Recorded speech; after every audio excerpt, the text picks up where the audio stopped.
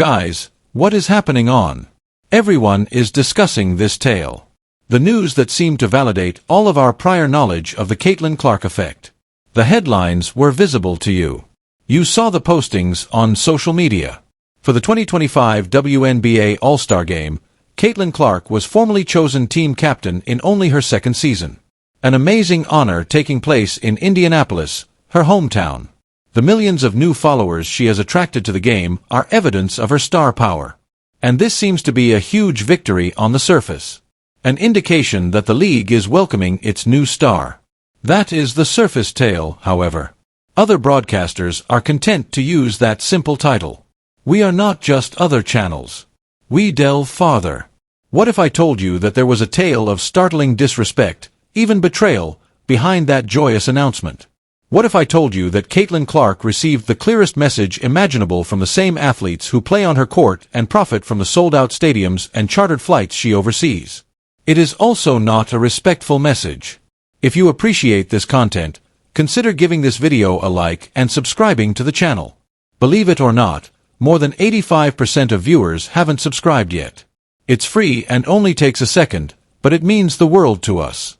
So, did you subscribe already? Great. Thank you so much for your support. Now, back to the video. It conveys a humiliating message. Because a different, far worse picture appears when you go beyond the headline and into the official vote statistics. And we are going to reveal the truth about that all-star voting tonight. We will provide the evidence and analyze CaitlinClark's response to her peers' public betrayal. This is one that you will want to stay for. Now, because the statistics do not lie, let us go straight to the facts. 3 groups participate in the WNBA All-Star voting process. There are the players themselves, the media, and the supporters. The votes cast by each group account for a certain portion of the outcome. Let us begin with the supporters, then. The CaitlinClark effect is just indisputable in this situation. It is a natural force. She received more than simply a large number of votes. With over 1.3 million votes from supporters, she broke the previous record. A landslip occurred. She was chosen as the league's top guard by the supporters who purchase tickets, attend games, and are spearheading this new age. Forget about it. Without a doubt. The media vote comes next. These are the professionals, right? Journalists and analysts who are compensated to watch every game and analyze performance rather than simply hype.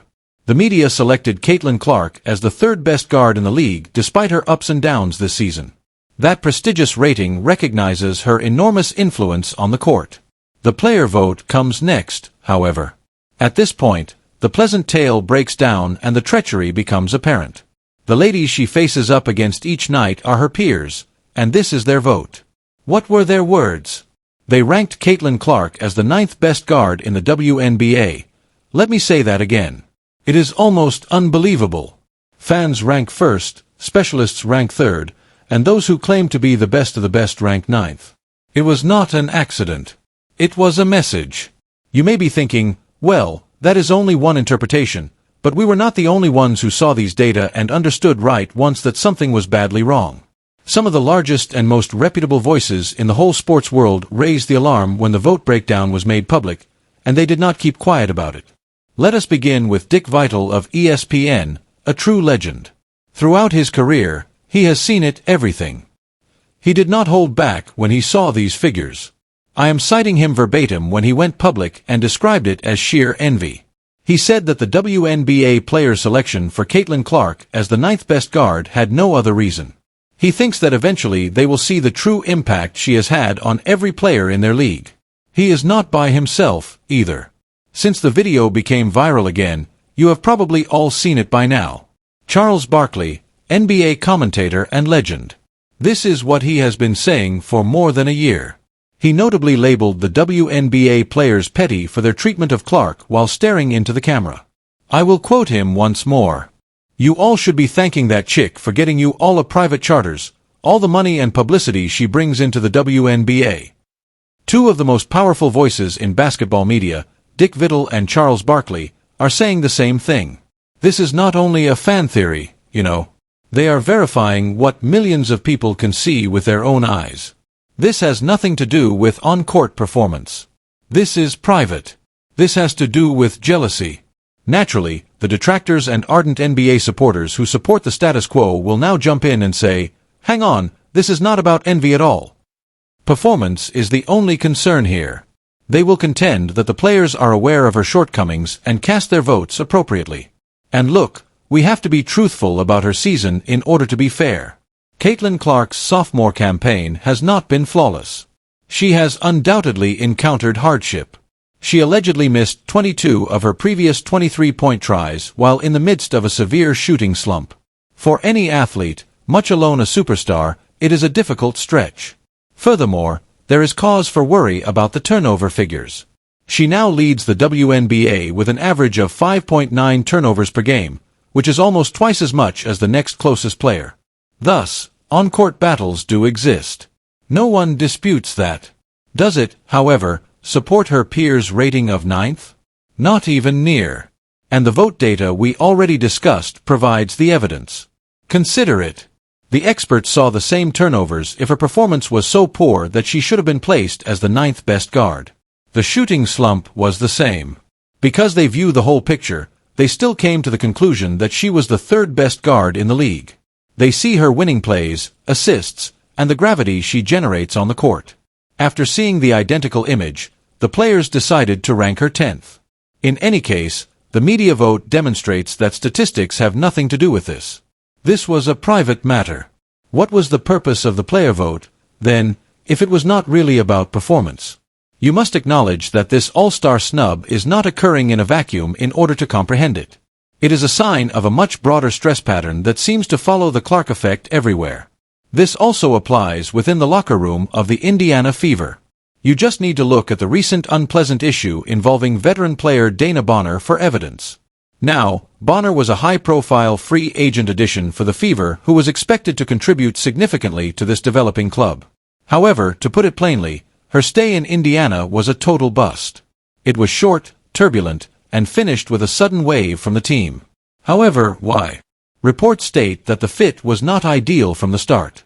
The main problem stemmed from Bonner's alleged dissatisfaction with being demoted to a bench position, which was essential given the team's ongoing efforts to center everything on CaitlinClark. She reportedly asked for a trade and made it known that she had no desire in playing for the Fever again since things had become so awful. Consider that. A significant senior player joins the squad and quickly departs because she is dissatisfied with her position in the new system. It is a potent illustration of the internal conflict that arises when a team is rebuilt around a single generational great. It implies that the jealousy or animosity shown in the All-Star voting may just be the outward manifestation of a deeper league-wide battle to adjust to the new global order that CaitlinClark established. Okay, so in order to fully comprehend the tale, we need to go a little further because there is an unstated element in all of this, an elephant in the room. In actuality, it is impossible to divorce the story of player jealousy from the intricate and delicate politics of privilege and racism inside the WNBA. Let us be honest about it.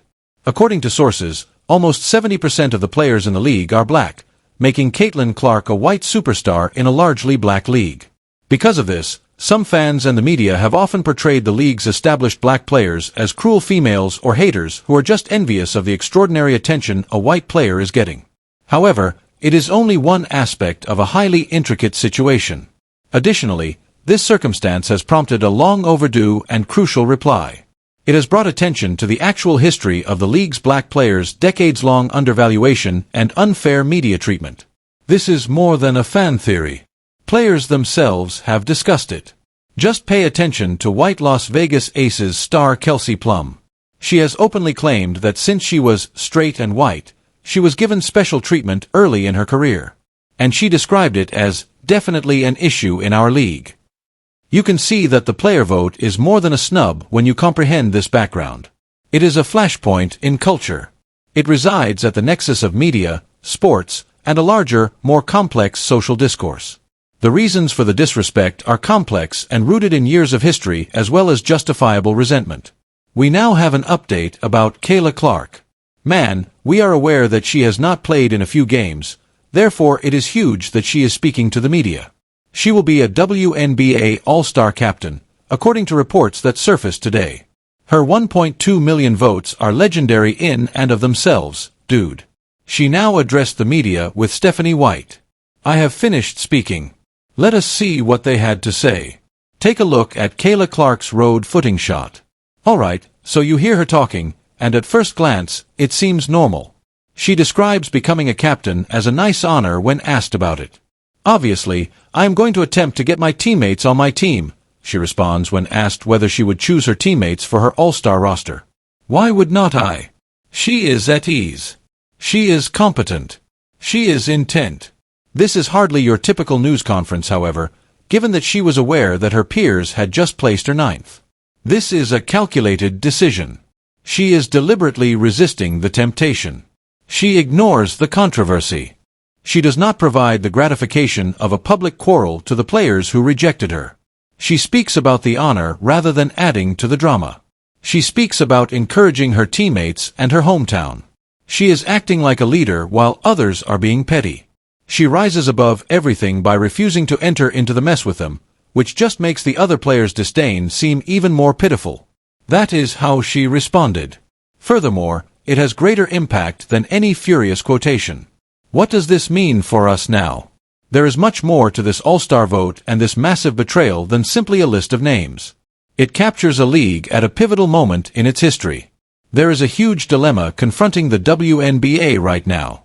CaitlinClark, the company's greatest growth asset, but also the cause of its worst internal culture problem. On the one hand, the league as a whole is seeing unparalleled economic development due to the Clark effect. We are discussing the unprecedented introduction of chartered aircraft for all teams, sold-out venues in every location, and record-breaking television ratings. The next collective bargaining agreement, which is anticipated to result in noticeably larger compensation for each and every player, will be directly impacted by that increase. However, there is also this unmistakable opposition from some of the seasoned players in the league. The vote for ninth place demonstrated this reluctance. This puts the WNBA at risk for a long-term cultural fault line. The league's ability to resolve this conflict will be crucial to its whole future. How can a once-in-a-generation superstar be promoted without alienating or demeaning the experienced players who founded the league? Every choice the league makes, from marketing campaigns to officiating, is now examined through this very intricate prism, making it a high-stakes balancing act. This is no longer only sports drama. We are all seeing the struggle for the WNBA's spirit and future identity in real time. That is just our breakdown, however. We would want to hear your thoughts. Please let us know by leaving a comment below. Did the players' All-Star vote for CaitlinClark really represent her performance, or was it just envy, as Dick Vitale phrased it? Make sure to press the subscribe button and set the notification bell if you want in-depth analyses that go beyond the obvious headlines so you never miss an update. Lastly, please do us a favor and forward this to anybody you know who needs to know the truth about this subject.